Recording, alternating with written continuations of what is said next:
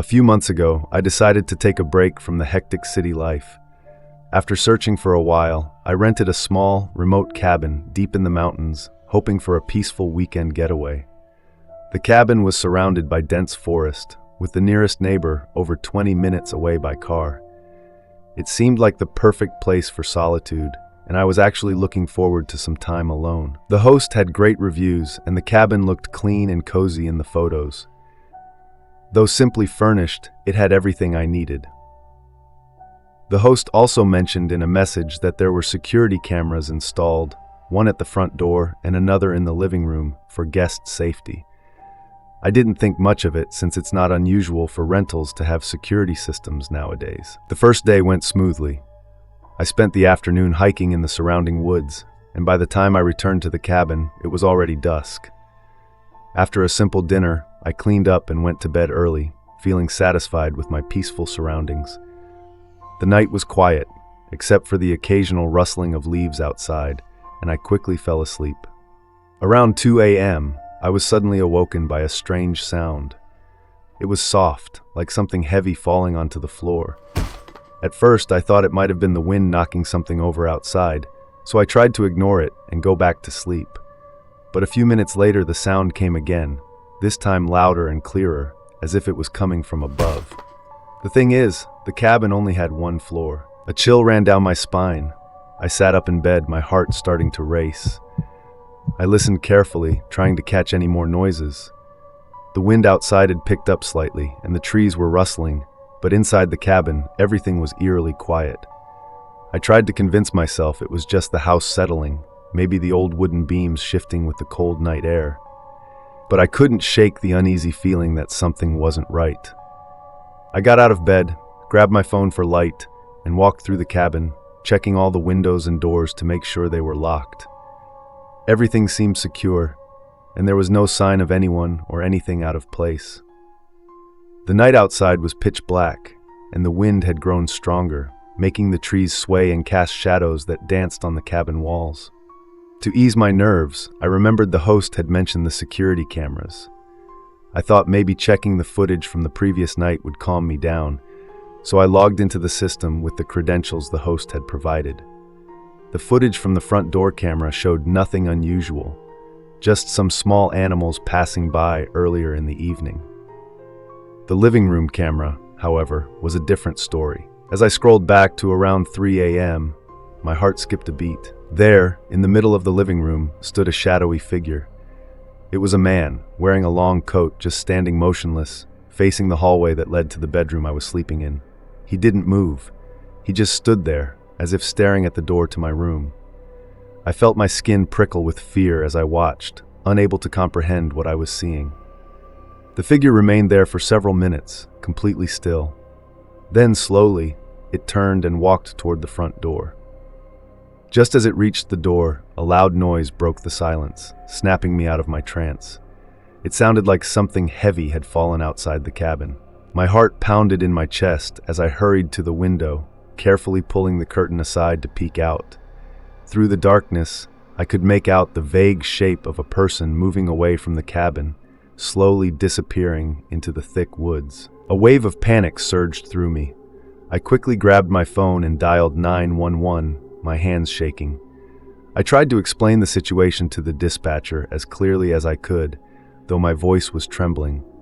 They told me to stay inside and lock the doors, and that officers would be sent to check things out. For what felt like an eternity, I sat in the living room, listening intently to every little sound outside. The doors were all locked, and nothing seemed disturbed, but the fear that gripped me was overwhelming. I kept thinking about the shadowy figure in the living room, how he had been inside the house while I was asleep, how he had quietly left without a trace. When the police arrived, they searched the cabin and the surrounding area, but found no signs of forced entry. The only clue they found was a set of muddy footprints leading away from the cabin, disappearing into the woods. The officers suggested it might have been a homeless person or a hiker who had gotten lost, but they couldn't explain how he got inside the cabin or why he left without taking anything. I left the cabin as soon as the police cleared the area, packed my things, and drove back to the city. Even now, I can't shake the image of that figure standing in the middle of the room, watching the door to my bedroom. When I told my friends about the incident, they tried to reassure me that it was probably just a misunderstanding, or that I had imagined some of it out of fear. But the footage doesn't lie. I know what I saw. To this day, I still have no idea who that man was or how he got into the cabin. But I'll never forget the overwhelming fear I felt that night. The kind of fear that stays with you long after the threat is gone. And sometimes, when I think about it late at night, I wonder if he might come back.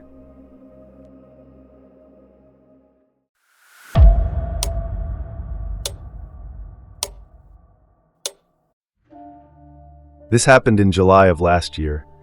My house had some major issues, and the power went out for several days while it was being repaired.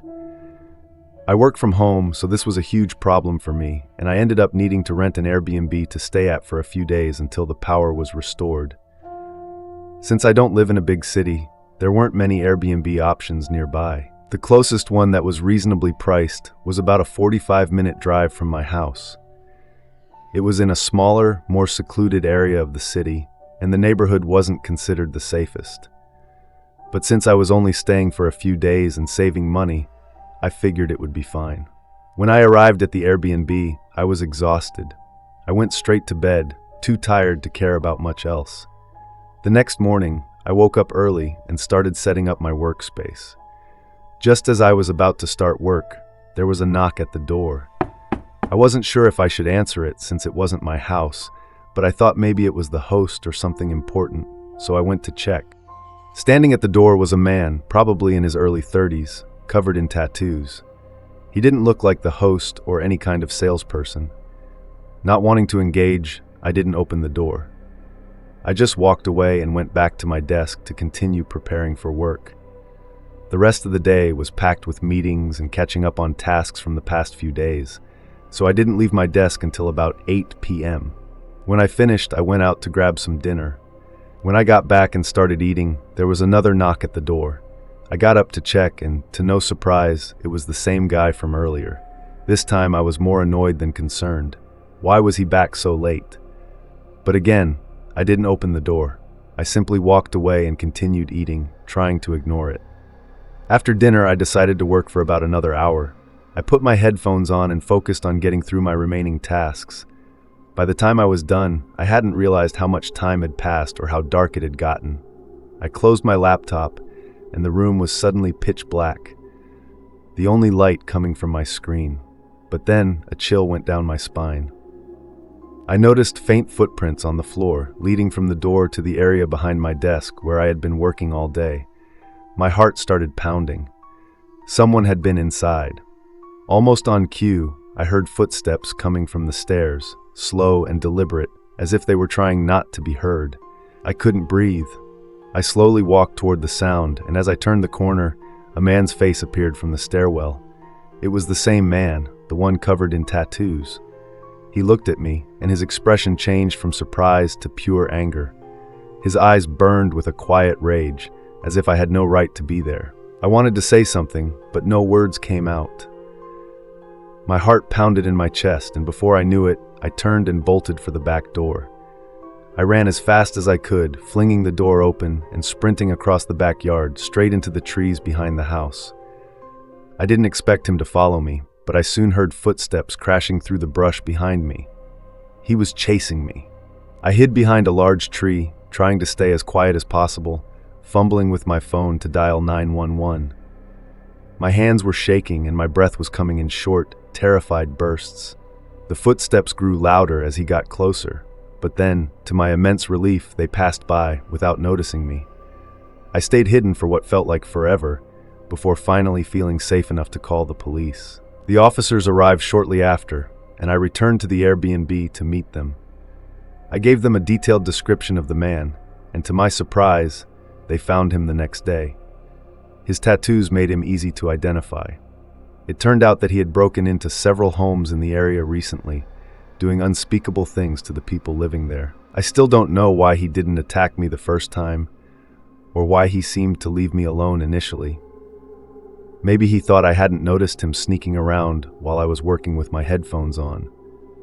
but the thought that he had been walking around behind me, inside the house, while I was completely unaware, still sends shivers down my spine. I'm just grateful that he's been caught and I can sleep a little easier now. But every time I think back to that night, especially when I saw those footprints behind my desk, a deep, unsettling fear returns. If I hadn't realized he was there, I can't imagine how things might have ended.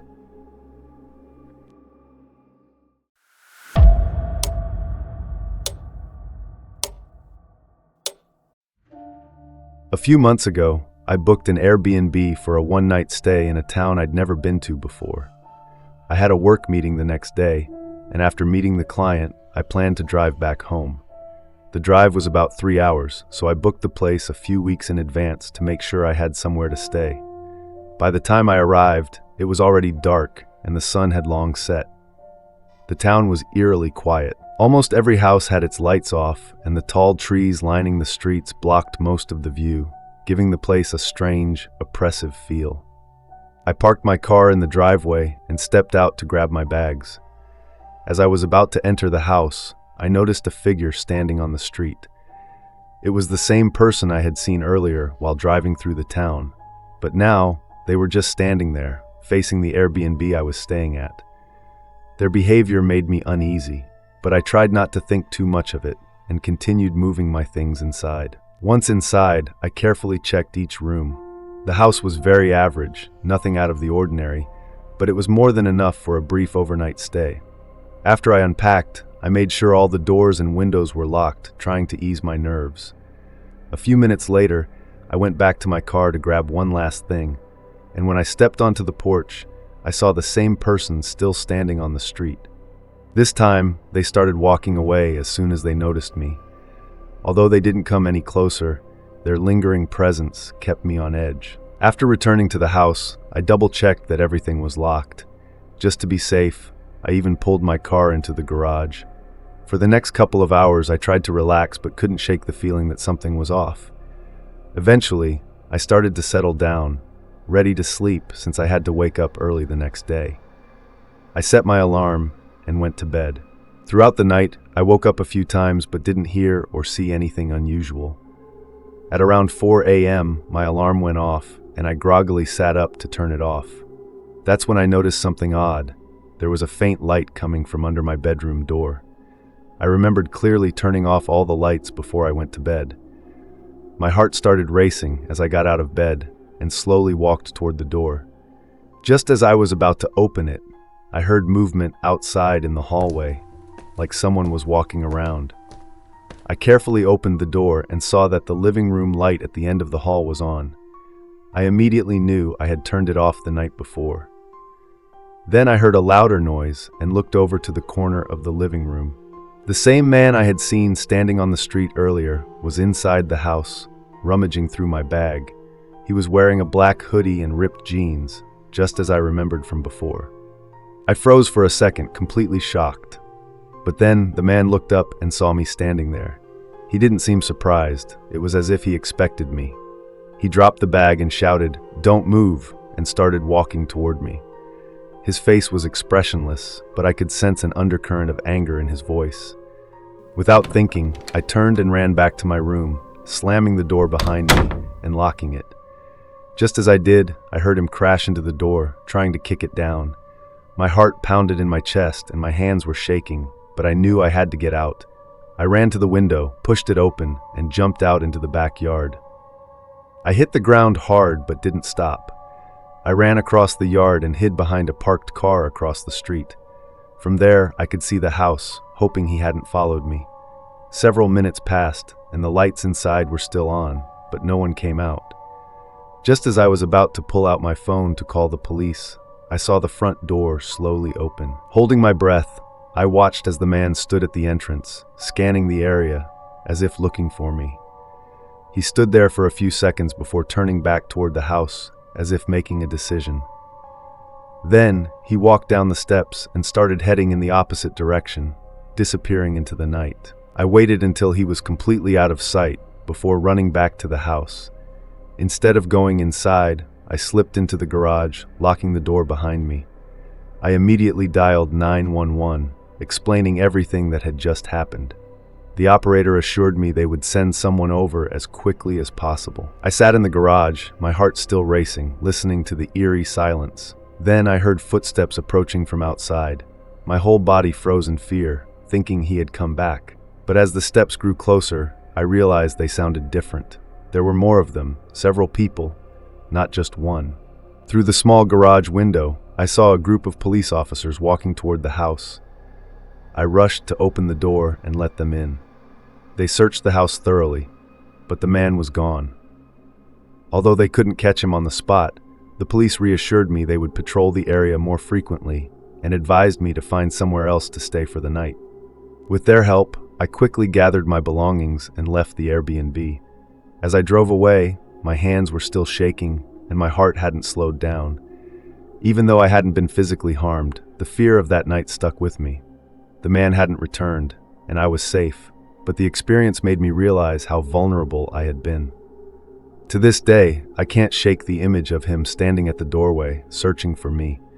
If I hadn't escaped in time or hesitated for even a moment, the outcome could have been far worse. That's today's story. If you enjoyed it, please like, subscribe to my channel, and turn on the notification bell. Thank you for watching, and see you next time.